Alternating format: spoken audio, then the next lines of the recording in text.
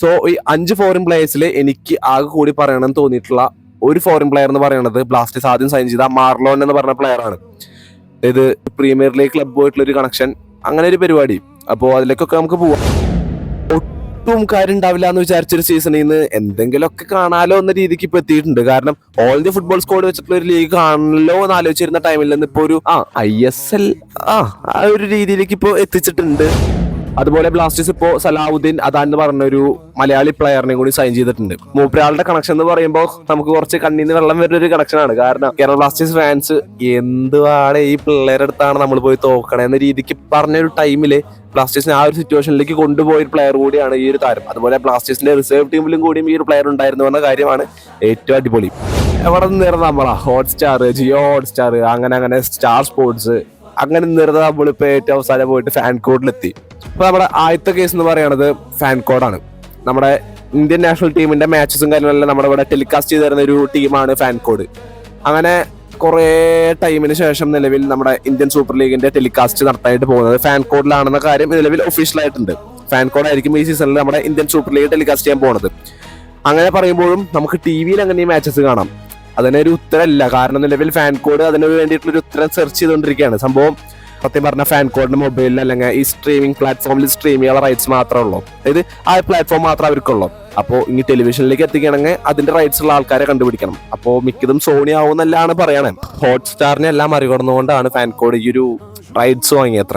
കണ്ടറിയാം എന്തായാലും അവർക്ക് something big, they have big aims എന്നൊക്കെയാണ് പറയണേ. കണ്ടറിയാം അവര് ഇന്ത്യയിൽ എന്തോ വലിയ ഓപ്പർച്യൂണിറ്റി കണ്ടുപിടിച്ചിട്ടുണ്ട്, blah blah blah something like that. അപ്പോ അതാണ് നമ്മുടെ ടെലികാസ്റ്റുമായി ബന്ധപ്പെട്ട സംഭവം. ഈ വീഡിയോ കട്ടലാകാവേ ഇതേപോലെ ആയിരിക്കും ഈ വീഡിയോ പോവുക. സോ നമ്മുടെ 5 വിദേശ താരങ്ങൾ, ഇതിലെ ആദ്യത്തെ താരം എന്ന് പറയുന്നത് നമ്മുടെ മാർലിനാണ്. 22 വയസ്സുകാരനായ ജർമ്മൻ പ്ലെയർ. സോ മൂപ്പരാളുടെ ഏറ്റവും പ്രൈം എന്ന് പറഞ്ഞ ഒരു ടൈമിലാണ് നിലവിൽ ബ്ലാസ്റ്റേഴ്സിലേക്ക് എത്തിയിട്ടുള്ളത്. ആൻഡ് ഈ ഒരു പ്ലെയറിനെ പറ്റിയാണ് എനിക്ക് ഏറ്റവും കൂടുതൽ എക്സൈറ്റഡ് ആയിട്ടുള്ള ഒരു പോയിന്റ് പറയാനുള്ളത്. അത് നമ്മുടെ ഈ സെനിറ്റ് പ്രോ ഫുട്ബോൾ സെനിറ്റ് പറഞ്ഞ ചാനലിന്റെ അഡ്മിനാണ്. മൂപ്പരാളാണ് ഈ ഒരു സംഭവം കണ്ടുപിടിച്ച് കൊണ്ടുവന്നത്. അതുവരെ ഈ ഒരു സംഭവം അറിയണ്ടായിരുന്നില്ല, ആരും പറഞ്ഞും കേട്ടിട്ടുണ്ടായിരുന്നില്ല. ഭയങ്കര അടിപൊളി അല്ലെങ്കിൽ നൈസ് അങ്ങനെ തോന്നുന്ന സംഭവമായിരുന്നു മൂപ്പരാള് പറഞ്ഞത്.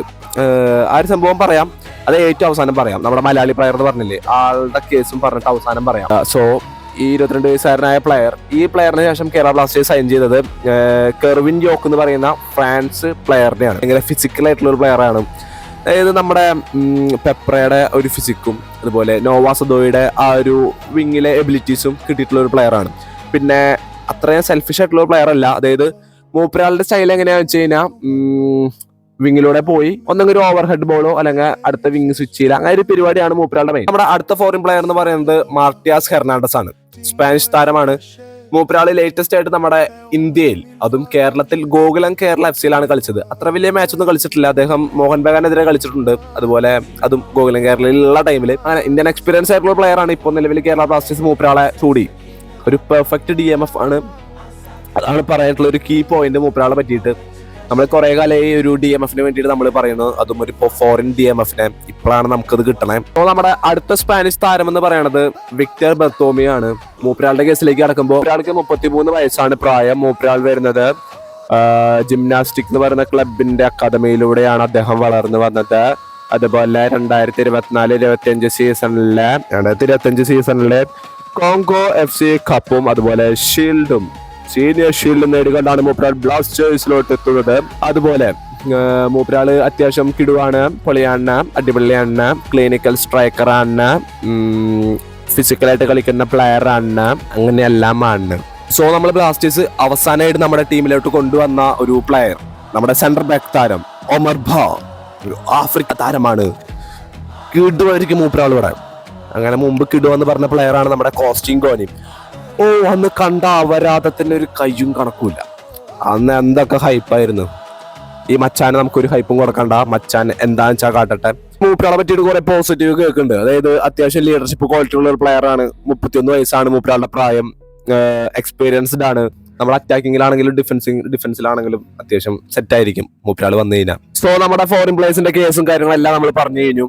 ഇനി നമുക്ക് പറയാനായിട്ടുള്ള ഒരു കാര്യം എന്ന് പറയുന്നത് നമ്മുടെ മലയാളി പ്ലെയറിന്റെ ഇൻകമിങ് ആണ്, അല്ലെങ്കിൽ ഹോം കമ്മിങ് എന്ന് നമുക്ക് പറയാം. അതായത് കേരള ബ്ലാസ്റ്റേഴ്സിന്റെ ഒരു റിസർവ് ടീം പ്ലെയർ ആയിരുന്നു അദാൻ എന്ന് പറഞ്ഞ ഒരു പ്ലെയർ.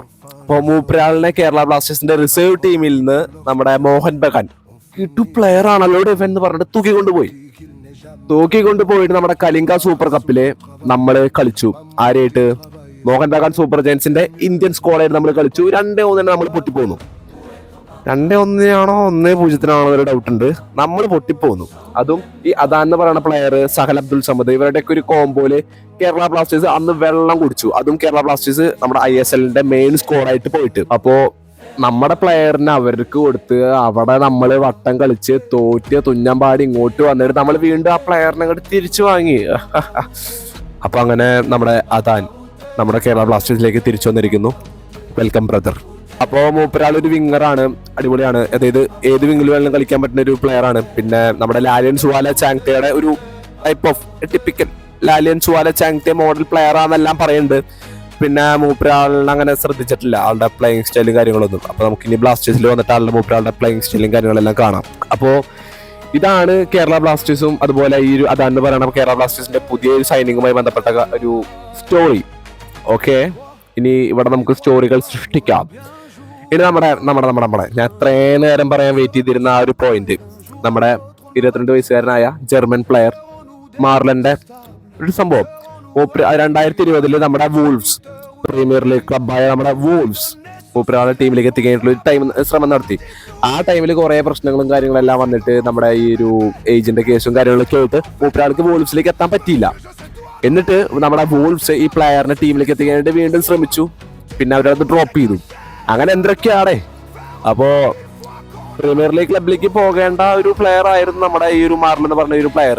അപ്പൊ കറന്റ്ലി മൂപ്പരാൾ ആളുടെ ഒരു പ്രൈമിലാണ് നിൽക്കണേ. സോ പ്രൈമിൽ നിൽക്കുമ്പോൾ കൂടുതൽ ഞാൻ അടിപൊളിയാണ് എന്ന് തെളിയിക്കാനായിട്ടുള്ളൊരു പെർഫോമൻസ് എല്ലാവരുടെ ഭാഗത്ത് നിന്ന് ഉണ്ടാവും നമുക്ക് പ്രതീക്ഷിക്കാം.